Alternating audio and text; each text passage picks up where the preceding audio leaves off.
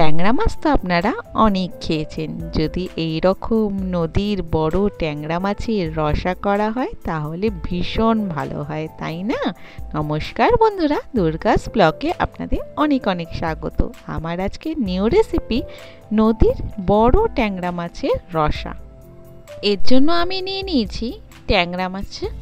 ট্যাংরা মাছগুলোকে ভালো করে জল দিয়ে ধুয়ে পরিষ্কার করে নিয়েছি, আর মাখিয়ে নিচ্ছি নুন, হলুদ, আর দিচ্ছি সামান্য কাঁচা সর্ষের তেল।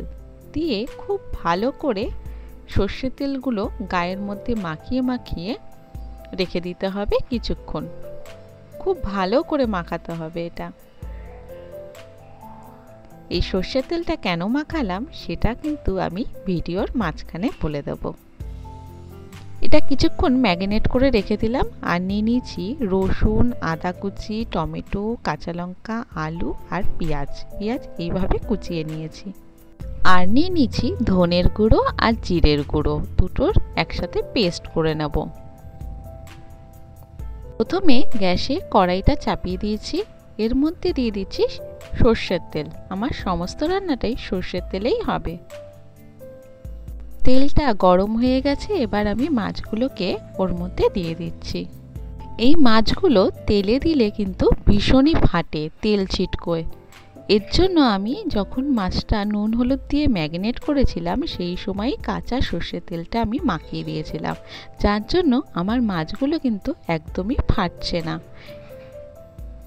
এটা এক ধরনের টিপস, আপনারা কিন্তু বাড়িতে এই জিনিসটা ইউজ করে দেখতে পারেন। কাঁচা সর্ষের তেল মাখিয়ে মাছে রাখবেন, যেই মাছগুলো ফাটে আঁশ ছাড়া।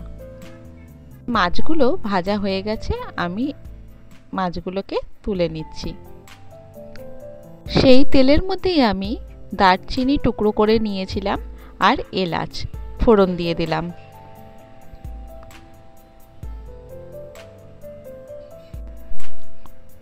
ফোড়নটা ঠিকঠাক হয়ে যাবে, তার মধ্যে আমি দিয়ে দেব আলু আর পেঁয়াজ, একসাথে ভেজে নেব একটু লালচে করে। আমার রান্নাটা যদি আপনাদের ভালো লেগে থাকে অবশ্যই লাইক, কমেন্ট, শেয়ার করে দেবেন। সাবস্ক্রাইব অবশ্যই করবেন, পাশে নোটিফিকেশন বেলটা অন করে দেবেন। এরকম নতুন নতুন ভিডিও চাইলে সবার প্রথম যেন আপনার কাছে পৌঁছায়। পেঁয়াজগুলো লালচে করে ভেজে নিতে হবে। আমি এই সময় গ্যাসের ফ্লেমটা লোই রেখেছি। লো করে একটু ভাজা ভাজা করলে পেঁয়াজটা ভাজাটা ভালো হয়, পেঁয়াজ তাড়াতাড়ি পুড়ে যেতে পারে। পেঁয়াজ ভাজা হয়ে গেছে, আমি আদা আর রসুন আর কাঁচা লঙ্কার পেস্ট করে নিয়েছিলাম, সেটাকে আমি এর মধ্যে দিয়ে দিলাম। আর দিয়ে দিচ্ছি টমেটো কুচি। টমেটোটাকে কুচি করে নিয়েছিলাম, সেই টমেটো কুচিটাকে এর মধ্যে অ্যাড করছি। এবার খুব ভালো করে নাড়াচাড়া করে নেব যতক্ষণ না টমেটোটা আমার সেদ্ধ হয়ে যাচ্ছে। দেখুন টমেটোগুলো গলে গলে যাচ্ছে। ঠিক সেই সময় আমি যে পেস্ট করে রেখেছিলাম জিরের গুঁড়ো আর ধনের গুঁড়োর, সেই পেস্টটা আমি এর মধ্যে দিয়ে দেব।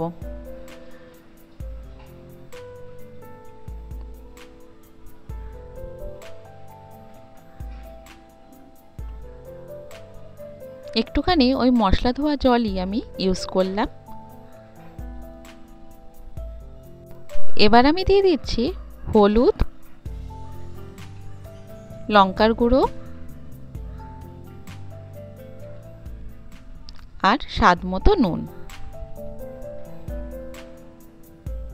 দিয়ে বেশ খানিকক্ষণ কিন্তু কষতে হবে। কষাটা যত ভালো হবে ততই কিন্তু এই রেসিপিটা স্বাদ বাড়বে। একটু একটু করে জল দিয়ে মশলাটা খুব ভালো করে কষিয়ে নিতে হবে।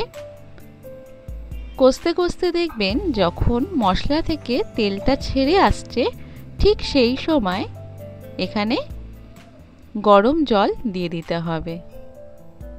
যে কোনো রান্নায় আপনি যদি গরম জল ইউজ করেন তবে কিন্তু রান্নার স্বাদ আরও বেড়ে যায়। দেখুন আমার মশলাটা অনেকটাই কষা হয়ে গেছে, তেলটা কিরম ছেড়ে এসছে। এর মধ্যে আমি একটু গরম জল অ্যাড করে দিলাম। জলটা যখন ফুটে যাবে তখন আমি মাছগুলো এর মধ্যে দিয়ে দেব। দিয়ে এখনো কিন্তু গ্যাসের ফ্লেমটা লো করেই রাখবো। কিছুক্ষণ ফুটবে। নামানোর আগে একটু গরম মশলা অ্যাড করে দিয়েছি আমি দিয়েছি সানরাইজের শাহি গরম মশলা। আমার রান্না মোটামুটি রেডি। দেখুন কি সুন্দর কালারটা এসছে, ভীষণ টেস্টি। এইভাবে আপনারা অবশ্যই বাড়িতে বানাবেন। আর রান্না যদি ভালো লেগে থাকে প্লিজ শেয়ার করে দেবেন। Thank you.